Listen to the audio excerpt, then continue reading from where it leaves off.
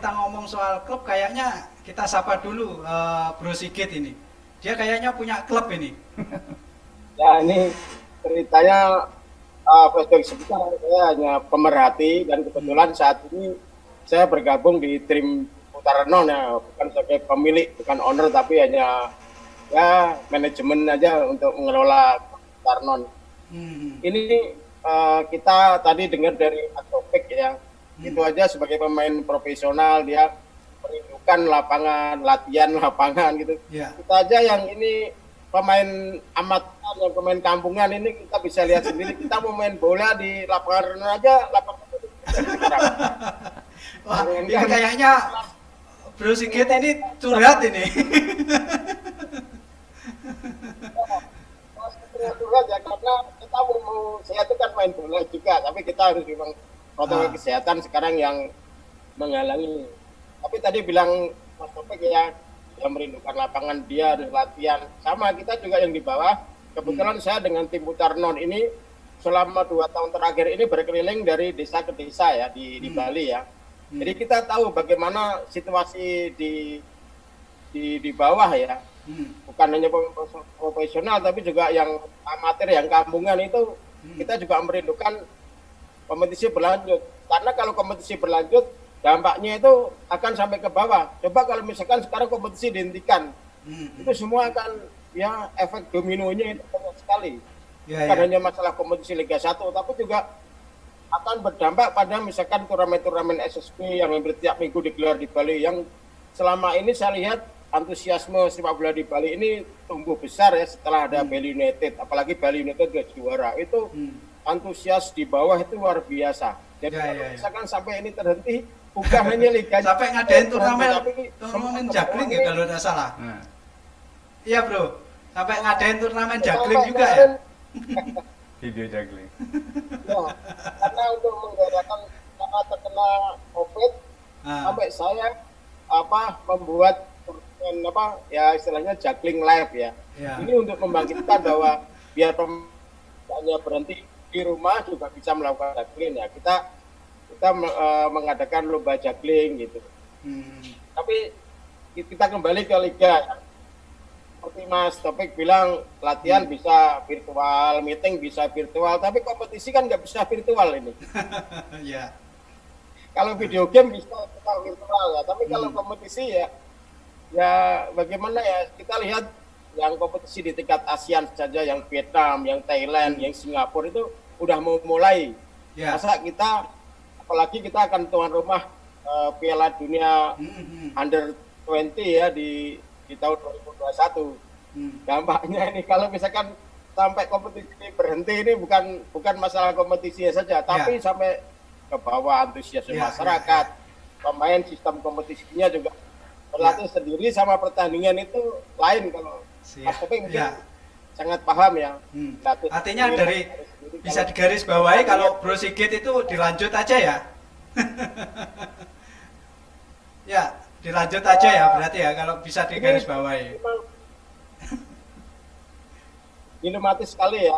Kalau misalkan ya kita yang sederhana aja, misalkan di Bali sekarang protokol kesehatan, kalau misalkan kita datang mau ke Bali, itu pemain atau orang yang mau datang ke Bali itu harus punya swab test, bukan rapid test ya, swab test itu misalkan dia tesnya itu sekitar 2 atau 2,5 juta. Itu per artinya pemain, lebih teknis dari faktor kesehatan ya, protokol kesehatannya itu ya, kalau misalkan dilanjutkan ya. Disibukkan dengan swab test. Ini dilematis sekali ya. Ya, dilematis. Oke, Bro Sigit, banyak yang bisa diambil dari Bro Sigit karena ini Bro Sigit ini bisa dibilang grassroots gitu, gerakan. Akar rumput. Ya, akar rumput.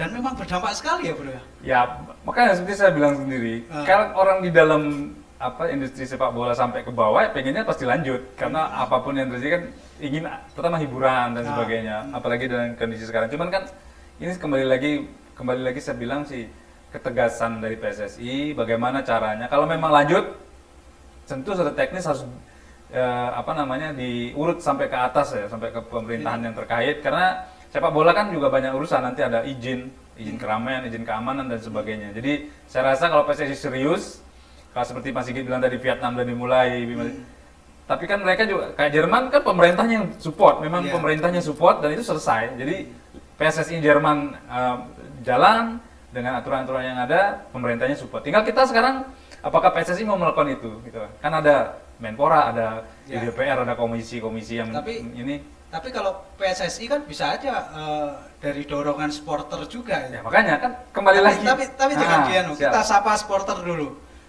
Ini ada Bro Eka. Kalau dari supporter sendiri, sekarang kegiatannya apa ini supporter ini? Ya, kalau kegiatan kami sebagai supporter maupun penikmat bola kan, untuk saat ini kan disarankan di rumah aja gitu. Kalau biasanya kalau udah ada liga seperti yang dulu kan, hampir setiap 2 minggu sekali ke stadion. Tapi untuk sekarang kan masih mengutamakan kesehatan. Kegiatannya sih scroll berita tentang sepak bola Indonesia, tentang Liga 1 gitu, bagaimana kelanjutannya gitu. Tapi kalau boleh jujur dari hati kan, pengennya sih Liga itu lanjut. Artinya rindu berat ya ini ya, Bro ya? Kalau dari supporter rindu berat ya?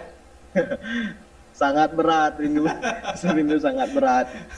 Kalau rindu berat itu pelampiasannya apa biasanya? Kalau dari teman-teman gitu? Paling lihat-lihat berita di FB, nonton atau di Instagramnya, terutama kan Instagramnya Bali United kan, lihat video. Ya flashback lah zaman dulu. Wah. Waktu zaman kemasan ya? Zaman kemasan. Ya, terima kasih Bro. Nanti nyambung lagi. Saya langsung ke Bro Ketut Budi. Sama-sama juga supporter. Kita sapa dulu ya.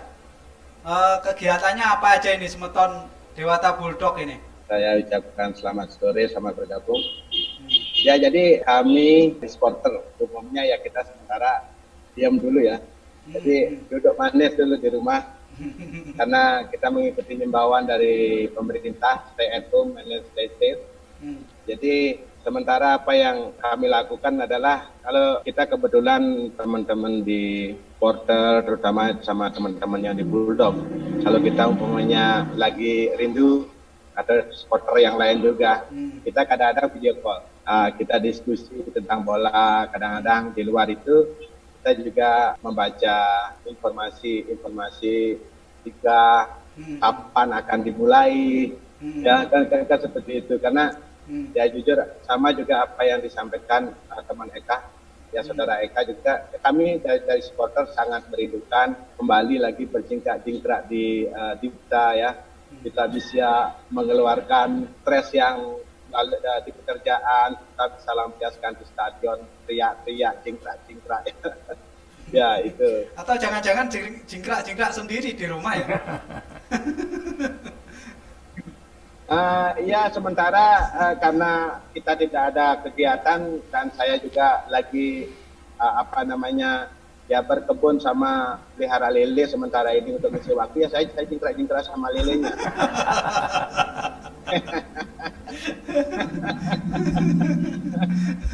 Mantap, tapi inovatif dan kreatif ya.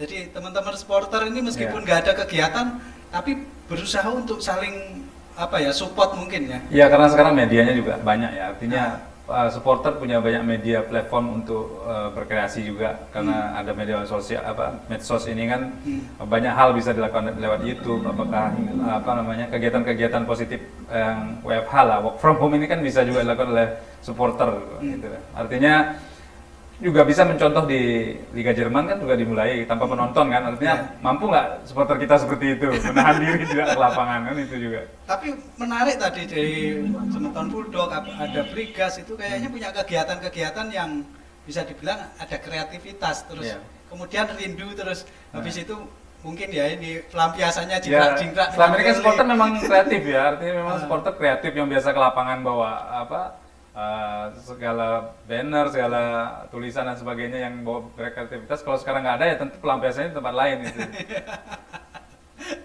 Tapi baik, nanti kita kupas lagi Bro Bola Bali, ngobrol sepak bola Bali akan kita lanjutkan.